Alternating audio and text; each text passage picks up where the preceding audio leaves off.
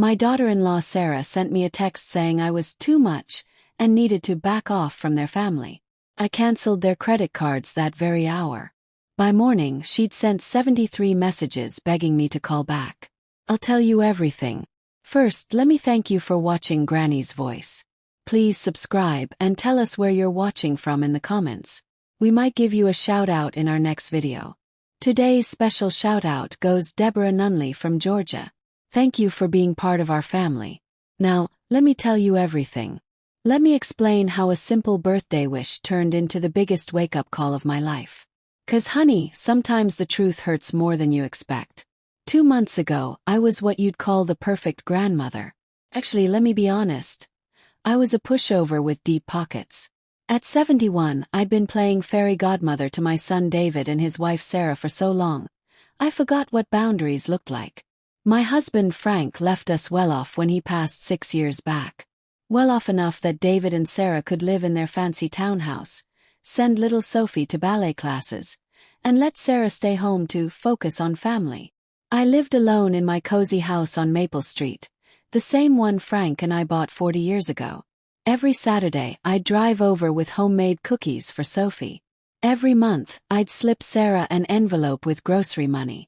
Every time they needed anything, car repairs, vacation funds, new furniture, I'd open my wallet without thinking twice. I thought I was being helpful. Turns out I was being used. The signs were everywhere, but I chose not to see them. David barely hugged me anymore when I visited. Sarah would roll her eyes when I talked about my garden club or my book discussions. My precious granddaughter Sophie, only 8 years old, seemed more interested in her tablet than spending time with Granny. But I kept trying, kept giving, kept hoping that somehow my love would be enough to bring us closer together. The week before my birthday, I spent hours knitting a sweater for Sophie.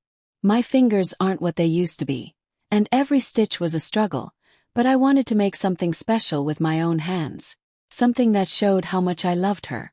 I texted Sarah a photo of the finished sweater, pink with little white flowers, just like Sophie loved. The message showed as read, but no reply came. Not even a simple thank you or Sophie will love it. My birthday came and went like any other day. I woke up hoping my phone would ring.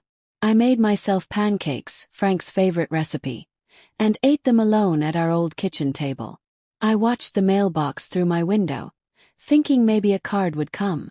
By evening, I was staring at that pink sweater hanging on my chair, wondering if anyone cared that I'd turned 71.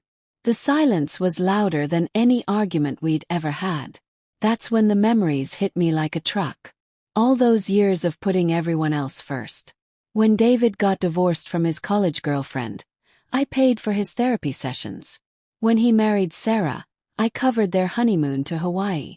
When they couldn't afford their dream house, I wrote a check for $50,000 without blinking. And this was my thank you, being forgotten on the one day that should have mattered most. I was watering my roses when my phone buzzed. David's name on the screen made my heart jump with hope. Hey Ma, happy birthday. Sorry I'm late with this. You know how crazy life gets with work and Sophie's schedule. Life gets crazy. As if remembering your mother's birthday was some impossible task that required a personal assistant. I stared at those words, feeling something cold settle in my chest where warmth used to live. You know how crazy life gets. Like I wasn't the woman who stayed up all night when he had fevers as a child. Like I wasn't the one who worked double shifts to pay for his college books. Like I wasn't the mother who had given him everything I had for 35 years. The old me would have texted back, "Don't worry about it, sweetie." But the old me had died somewhere between knitting that sweater and eating birthday pancakes alone. Instead, I called my bank. "Mrs. Henderson, my account manager Lisa knew me well. What can I help you with today?" "I need to close some accounts and cancel some automatic payments," I said, surprised by how steady my voice sounded. "Right away, please." Lisa had handled the monthly transfers to David's family since Frank died. She knew about the payments for their mortgage, their car loans, Sarah's credit cards. "Are you sure about this, Mrs. Henderson?" "I've never been more sure of anything in my life." Lisa worked quickly. By Tuesday afternoon, Every automatic payment to David's family had stopped. The money that covered their house payment, their fancy car, Sarah's shopping trips. All of it just disappeared from their accounts. I didn't warn them. Why should I? They never warned me that my feelings didn't matter to them. And then I waited. For the first time in years, I felt like I had some control over my own life. It was actually exciting, like watching a movie where you finally get to see the bad guys get what they deserve. Took exactly 4 days. I was reading a mystery novel in my favorite chair when my phone started buzzing like an angry bee. David's name flashed on the screen. I set my book aside and let it ring. He called again. And again. By the 6th call I was actually laughing. Where was all this urgency when it came to calling on my birthday? The 7th call came with a text message. Mom, please answer. Something's wrong with our bank account. Can you call me back? Something's wrong. That's what he called it when his free money stopped flowing. I poured myself some tea and watched the sunset from my porch. Let him wonder for once. The calls kept coming all evening. David called 15 times. Sarah called 9 times. They left voicemails that started confused and got more panicked with each one. Mom, I think the bank made a mistake. Then, Mom, we really need to talk about this. Finally, Dorothy, this is Sarah. We need that money back now. Not we're sorry, or we miss you, or are you okay? Just, we need that money back. The last message came at midnight. David's voice was shaky and desperate. Mom, I know you're mad about the birthday thing. I messed up, okay? But this money situation isn't helping anyone. Please call me back. The house payment is due tomorrow. The house payment is due tomorrow. Not, I love you, or I'm worried about you. Just bills and deadlines and panic about money. Perfect. After all these years, he'd finally told me exactly what I meant to this family. I turned off my phone and slept like a baby. The next morning brought a new experience. Someone pounding on my front door at 8 in the morning. I took my time getting dressed. Mom, what on earth is happening? David demanded. The bank says all our accounts are empty. The house payment bounced, the car payment bounced, and Sarah's cards aren't working. I closed the door and turned to face them. They both looked lost and scared, like children who just learned that money doesn't grow on trees. Would you like some coffee? Asked sweetly. We don't want coffee, Sarah snapped. We want to know why you've destroyed our lives. Lives. How interesting that Sarah thought the money I'd earned, saved, and inherited was somehow theirs by birthright. I walked to my kitchen and started making coffee anyway, taking my sweet time measuring the grounds and adding water. Let them watch me move at my own pace for once in their lives. I've been thinking lately, I said calmly, about family relationships, about respect, about remembering important things like birthdays. David had the sense to look embarrassed. Mom, if this is about your birthday. Oh, it's about much more than that, I interrupted, turning to look at both of them. Do you know how long it's been since either of you asked how I'm doing? Really asked, not just quick small talk before asking for money. They stared at me with blank faces. I'll tell you. Months. 8 months since either of you treated me like a person instead of a bank machine. Sarah stepped forward, her face red with anger. That's not fair. We invite you over for dinner. You invite me to dinners where you ignore me while talking about vacations I'm paying for, clothes I'm buying, and activities I'm funding. I'm not a guest at those dinners, Sarah. I'm the entertainment. The lonely old lady you put up with because she pays your bills. The silence stretched between us like a deep, dark hole. David sat down heavily on my couch, the fight draining out of him as he realized I wasn't bluffing this time. Mom, he said quietly, maybe we haven't been the best about staying in touch, but cutting us off completely seems harsh. Harsh.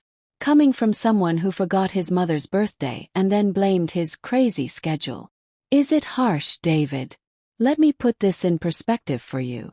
I walked to my desk and pulled out a folder I'd prepared the night before. In the 6 years since your father died, I've given your family $432,000.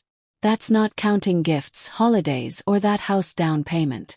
Just monthly support. Sarah's face went white. I don't think she'd ever added up the numbers. In return, I continued, you visited me exactly 28 times. That works out to about $15,000 per visit. I've been to 18 family events where I felt unwelcome. That's about $24,000 per awkward dinner. David opened his mouth to argue, but I held up my hand. I'm not finished yet. You've called to ask about my health exactly 4 times in 6 years. 4 times, David. But you've called asking for money 37 times. The numbers hung in the air like an accusation, because that's exactly what they were. The financial help I gave was based on love and family bonds, I said calmly. When you stopped showing love, I stopped giving money. Sarah found her voice. You can't just abandon your family because your feelings got hurt. I looked at this woman who'd never thanked me for a single thing, who'd spent my money on designer bags while treating me like furniture. I'm not abandoning anyone, Sarah. I'm simply asking for the same basic kindness I've always shown you. Respect, gratitude, common decency. If that's too much to ask, then maybe we need to think about what family really means. David leaned forward, using that whining voice he'd perfected as a teenager when he wanted something. Mom, we can do better. We can call more, visit more. But we need that money. The house, Sophie's school, everything depends on it. Everything you've built depends on my generosity, I corrected him. And generosity requires appreciation, not demands. I stood up, smoothing down my dress. I'm going to make you both an offer. I walked to my front window, looking out at Mrs. Johnson walking her little dog down the sidewalk. From here, people look so small and busy, hurrying around with their important little problems. Just like my son and daughter-in-law were about to do. Here's my deal, I said, turning back to face them. You have 60 days to show me that I matter to this family as more than just a source of money. Not through desperate phone calls or panic visits, but through real interest in my life as a person. David and Sarah looked at each other, and I could practically see the wheels turning in their heads. They were already planning how to fool me back into opening my checkbook. What exactly does that look like? Sarah asked carefully, like she was talking to a bomb that might explode. It means treating me like family instead of like an ATM machine. It means remembering important dates without me having to remind you. It means asking about my day, my friends, my hobbies, my feelings. It means including me in conversations instead of talking around me. It means showing basic respect for the woman who's been supporting your lifestyle. I sat back down, enjoying the way they hung on every word for once in their lives. If after 60 days I feel valued as a person and not just a provider, we can talk about some financial help again. Not the blank check situation you've had, but something more reasonable. David's face lit up with hope. We can absolutely do that, Mom. But, I continued, holding up one finger, if I sense even a tiny bit of fake behavior, if this feels like an act to get my money back, the offer disappears forever. Sarah's mask was slipping. What are we supposed to do in the meantime? We have a mortgage, car payments, Sophie's activities.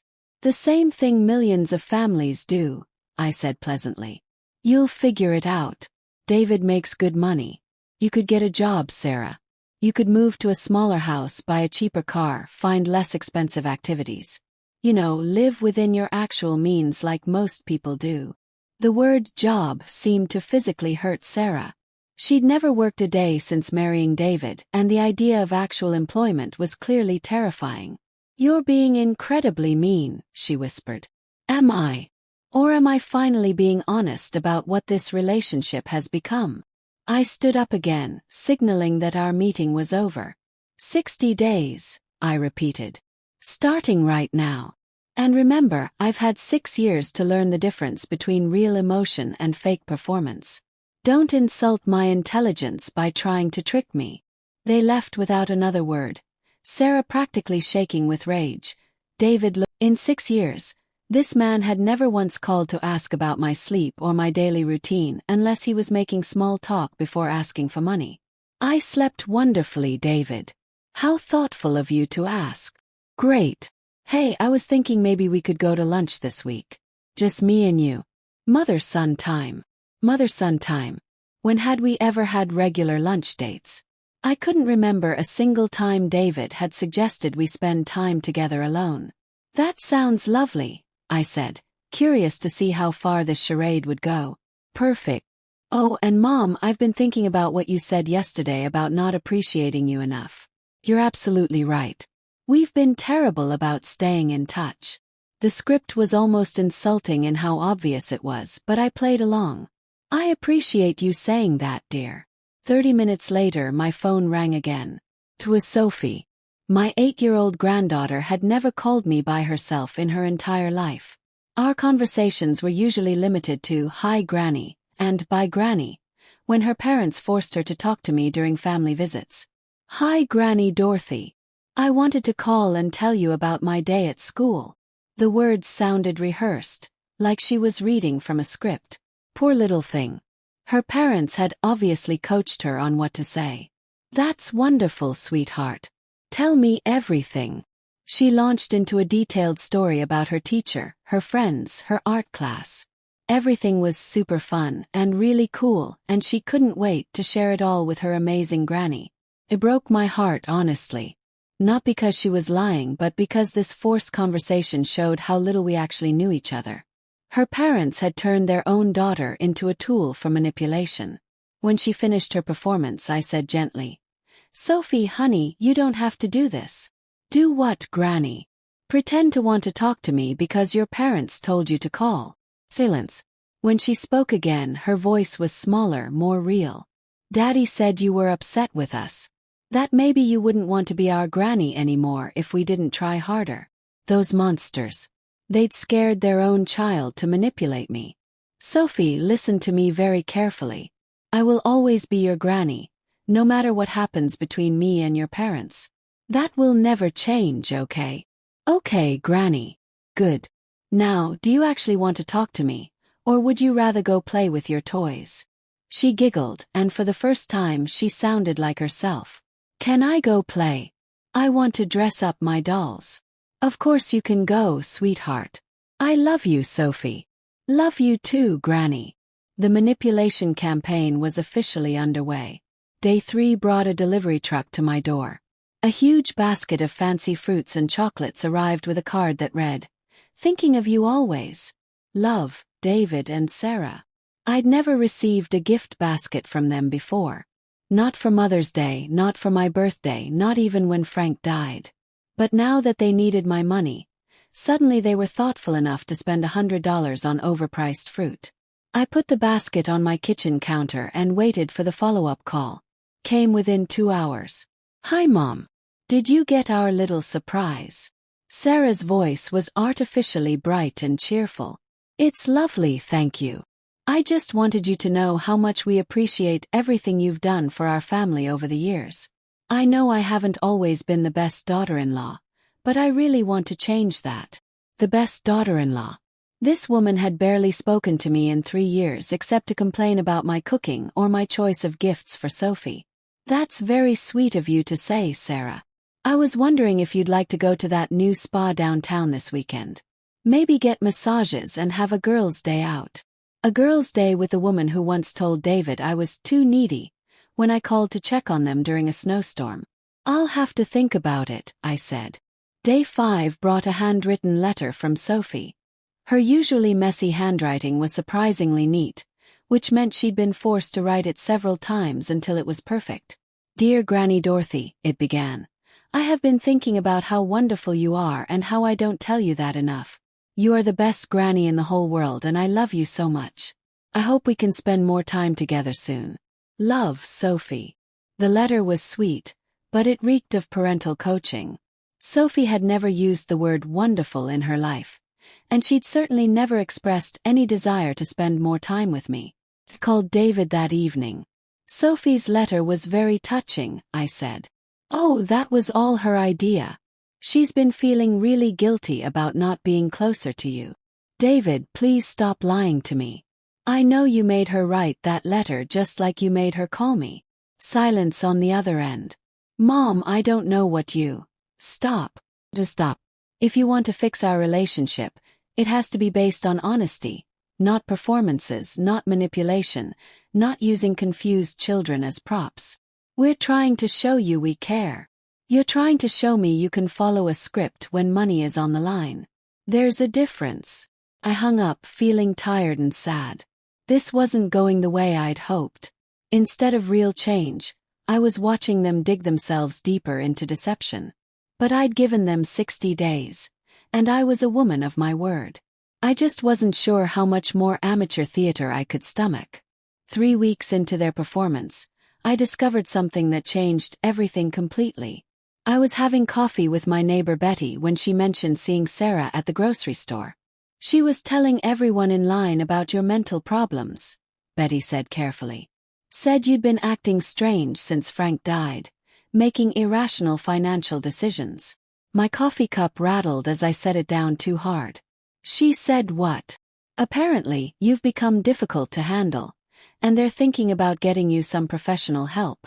The words hit me like a physical punch to the stomach. While they were sending me fruit baskets and love letters, they were simultaneously telling everyone in town that I was losing my mind. Betty, are you absolutely sure?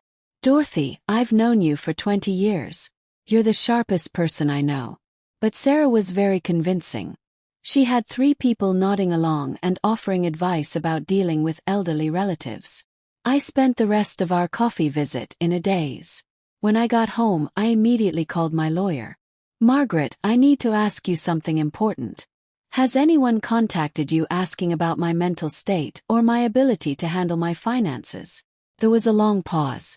Dorothy, I probably shouldn't tell you this, but David called 2 weeks ago. He said he was concerned about some strange financial decisions you'd been making. He asked about the legal process for getting someone declared incompetent. My hands started shaking. What did you tell him? I told him you were completely competent and any such evaluation would be a waste of time. But Dorothy, the fact that he asked, I know what it means. After I hung up, I sat in my living room staring at that fruit basket they'd sent. They weren't trying to win me back. They were building a case against me. I thought about all the carefully planned phone calls, the sudden interest in my well-being, the gifts, Sophie's forced letter. It wasn't love. It was evidence. Evidence that they were caring, devoted family members dealing with a difficult, unstable old woman who'd cut them off without reason. The discovery should have crushed me. Instead, it filled me with a cold, calculating anger that I hadn't felt since I was young enough to fight dirty. They wanted to play games. Fine. But they'd forgotten that I'd been playing this game much longer than they had, and I was much, much better at it. I spent the weekend making plans. By Monday morning, I knew exactly what I was going to do. First, I called Margaret and scheduled an appointment for a complete mental competency evaluation with the best psychiatrist in town. Dorothy, you don't need to prove. Yes, I do. When this is over, I want official documentation that I'm completely sane and capable of making my own financial decisions. Next, I called David. Mom, how are you feeling today? The fake cheerfulness was getting old. Actually, David, I've been thinking about our conversation, and I've decided you're absolutely right. Right about what? About the financial arrangements. I've been too emotional, too harsh. I miss our family dinners. I miss being part of your lives.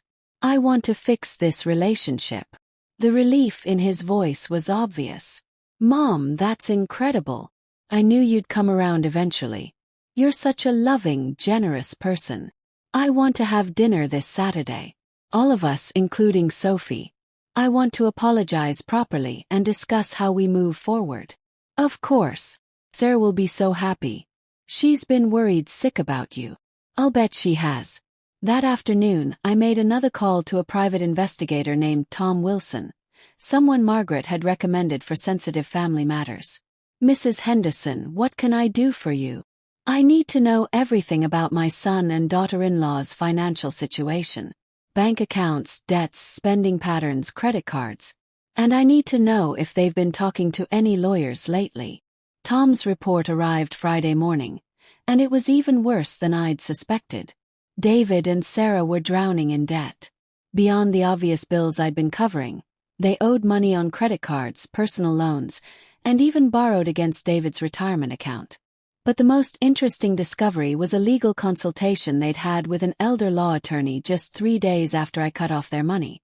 Documents showing they'd been exploring guardianship options for elderly family members with diminished capacity. They'd been planning this from the very beginning. The gradual distance, the increasing demands, the casual cruelty. It was all designed to establish a pattern. The generous but unstable widow who needed protection from her own poor judgment. I thought I was teaching them about respect and gratitude. They'd been playing a much more dangerous game. Saturday dinner was going to be very interesting indeed. Saturday evening, I sat at David and Sarah's dining table, watching them put on the performance of their lives. They'd decorated the house with flowers and even used their wedding china. Sophie seemed genuinely excited to see me, which was the only bright spot in this whole elaborate show. "Mom, you look absolutely beautiful tonight," Sarah gushed, though her smile was as fake as everything else about her. "Thank you, dear. You've outdone yourself with dinner." David raised his wine glass high in the air. "I want to make a toast to family, to forgiveness, and to Mom for being the most loving, generous woman in the world. To Granny." Sophie cheered, and her happiness was the only real thing at that table. We made it through soup and salad with their performance in full swing. They asked about my garden, my book club, my health. They laughed at my stories and complimented my jewelry. If I hadn't known what I knew, I might have been touched. After dessert, I stood up slowly. "I have something important to say to all of you." David and Sarah leaned forward eagerly, probably expecting my tearful apology and promise to restore their allowance. "These past few weeks have been so eye-opening. David, your sudden concern for my daily routine has been touching. Sarah, your spa invitation was thoughtful. And Sophie, your letter meant everything to me." They were practically glowing with anticipation. It's made me realize how important it is to truly understand each other, which is why I hired a private investigator to learn more about your lives. Sarah's smile froze on her face.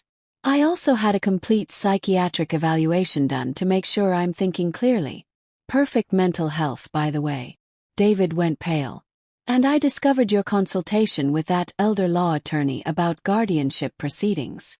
I reached into my purse and pulled out Tom's report, setting it on the table between the candles. "Did you know it's illegal to defraud elderly people by falsely claiming they're incompetent?" Margaret was very interested in these documents. David's voice was barely a whisper. "Mom, it's not what you think. It's exactly what I think. Congratulations, you two. Your greed just cost you everything. I'm leaving my entire estate to charity now. Every penny of it. Thanks for listening, and don't forget to subscribe to Granny's Voice. Your stories matter too."